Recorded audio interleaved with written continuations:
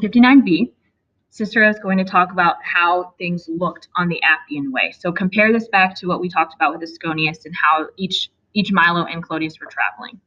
So we're going to start with Milo here. Again, remember, Cicero is defending Milo. So Milo is our subject, however. And then we have a little cum clause. Let's go all the way to our commas. Use your commas again to help you.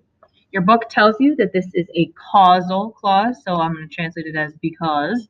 So because fuisset is a pluperfect because of the isse, so he had been in senatu.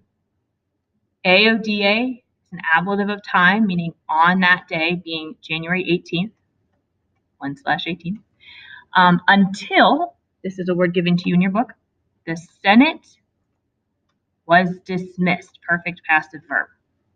All right, so he was appropriately staying in his meeting, unlike Clodius in the previous passage. All right, at this point, he came home.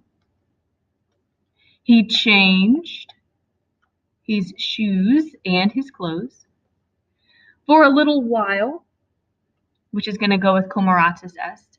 He waited while, so let's put all of this together, while his wife, as usual, prepares herself.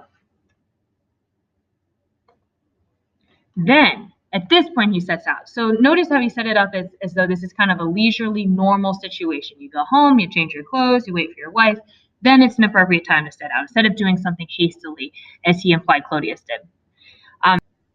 Then, profectus, supply an est with this to make it a perfect verb.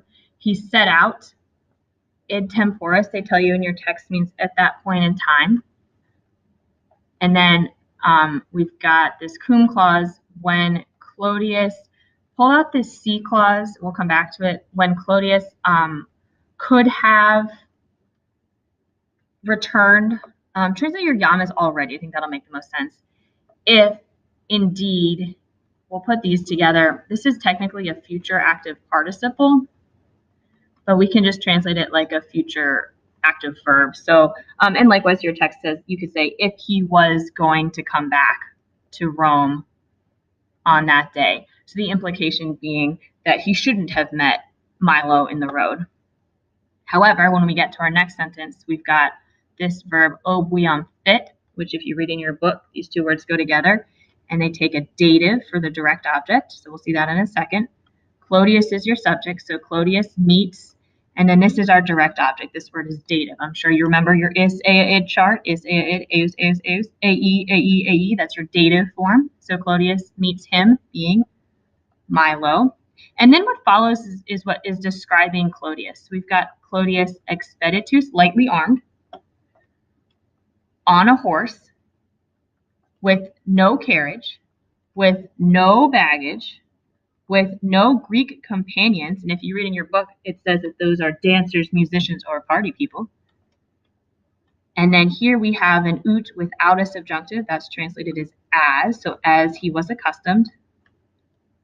And then without his wife, and your text tells you how to deal with this part here, and it says, which he almost, with your fere, never, and then just supply an erat. He almost never was without his wife. Okay, so let's talk about the rhetorical devices we see here. So just like we talked about in part A, he's making use of that asyndeton, where he does not use any conjunctions, especially right here, expeditus, in equo, nulla, nullis, nullis, all of those, no conjunctions involved. And the other rhetorical device that we talked about is this repetition of this word nulla in the beginning of all of your of these successive clauses, and that's called anaphora. So he's really emphasizing what things Clodius does not have with him that he normally would if he were making a journey to Rome.